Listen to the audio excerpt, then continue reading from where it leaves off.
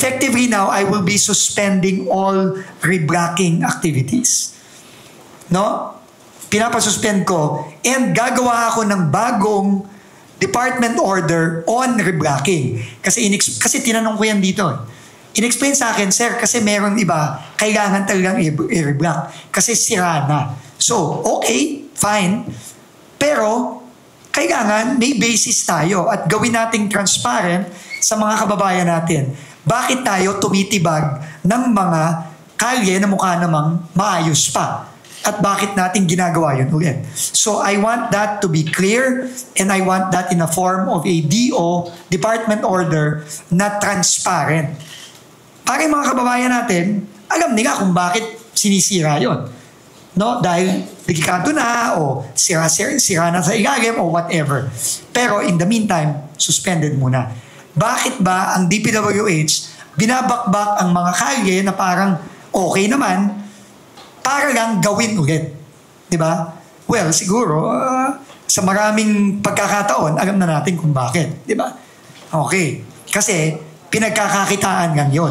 Pinagkakakitaan yung pagsisira, pinagkakakitaan din yung paggagawa ulit. Ito, sa Bukawi, Bulacan to, ayan.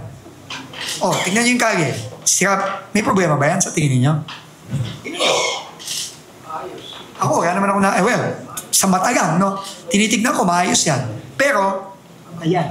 So, pinatawag ko kagad tong DE na to, at Bulacan na naman. Bulacan na naman. Anyway, pinatigil ko na yan. And, ito din, nag-report sa akin si Mayor Myra Ting. Nagpapasalamat ako kay Mayor Ting. By the way, nagpapasalamat din ako sa mga kaibigan natin sa Visor. Salamat na hindi nyo pa rin kami nakakalimutan kahit wala na tayo sa DOTR at nagre-reklamo pa rin kayo hanggang ngayon. Tuloy-tuloy nyo lang yung reklamo ninyo at nakakatulong yan sa mga kababayan natin. So, isa naman si Mayor Myra Ting ng Tugigaraw, ayan na naman. May pinakita siya sa atin na ayan. Ayan, sinisira na naman. Sinisimulan na. Sabi niya, sir, sinisimulan na naman, sinisira na naman yung kalye, okay pa naman yan. Pinatigil na rin natin yan.